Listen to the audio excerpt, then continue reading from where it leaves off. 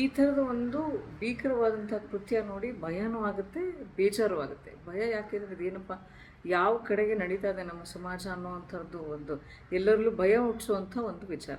ಬೇಜಾರು ಅಂದರೆ ಆ ಒಂದು ವ್ಯಕ್ತಿಗೆ ಎಷ್ಟು ಹಿಂಸೆ ಆಗಿರ್ಬೋದು ಈ ಥರದ ಒಂದು ಅವ್ರು ಕೊಟ್ಟಂಥ ಕ್ರೌರ್ಯದಿಂದ ಅಂತ ಅನಿಸ್ತಾ ಇರುತ್ತೆ.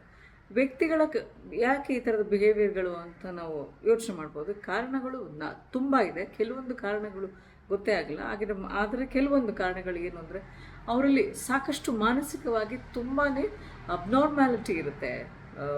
ಕೆಲವೊಬ್ಬರಲ್ಲಿ ಪ್ಯಾರನೋಯ ಅಂತ ಕರಿತೀವಿ. ಇನ್ನೊಂದು ವ್ಯಕ್ತಿ ಮೇಲೆ ನಂಬಿಕೆನೇ ಇರಲ್ಲ. ಅವರು ಒಂದು ಪಾರ್ಟ್ನರನ್ನು ತುಂಬ ಅಪನಂಬಿಕೆಯಿಂದನೇ ನೋಡ್ತಿರ್ತಾರೆ. ಏನು ಇನ್ನೊಬ್ಬ ಜೊತೆಗೆ ಅಫೇರ್ ಇರ್ಬೋದಾ, ಏನಾದ್ರು ತಪ್ಪು ಕೆಲಸ ಮಾಡ್ತದಾಳ ಇವನು ಅಥವಾ ಅವಳು, ಏನಾದ್ರು ಮಾಡ್ತಿರ್ಬೋದಾ ಏನು. ಅದಾದ ನಂತರ ಇನ್ನೊಂದು ಪೊಸೆಸಿವ್ನೆಸ್, ತುಂಬಾ ಒಬ್ಸೆಷನ್, ಒಂದು ವ್ಯಕ್ತಿಯ ಬಗ್ಗೆ ತುಂಬ ಹೈ ಲೆವೆಲ್ ಒಬ್ಸೆಷನ್ನು.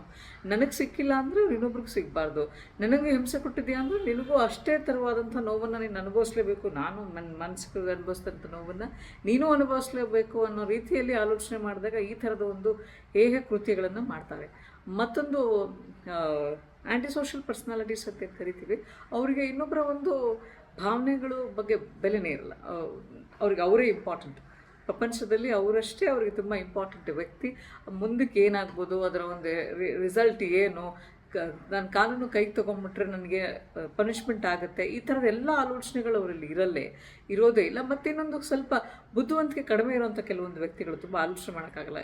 ನನಗಿದು ಬೇಕಿತ್ತು, ಇದು ನಿಂಗೆ ಮಾಡಬೇಕು, ಇದು ಸಿಗಲಿಲ್ಲ ಅಂದರೆ ನಾನು ಇದೇ ಥರದ ನಿರ್ಧಾರ ತಗೊಳ್ಳೋದು ಅಂತಾನೇ ಕೆಲವೊಂದು ಆಲೋಚನೆ ಮಾಡೋಂಥ ಕೆಲವೊಂದು ಥರದ ವ್ಯಕ್ತಿಗಳಲ್ಲಿ ಈ ಥರದ ಒಂದು ನಡವಳಿಕೆಗಳು ಕಾಣಿಸ್ಬೋದು.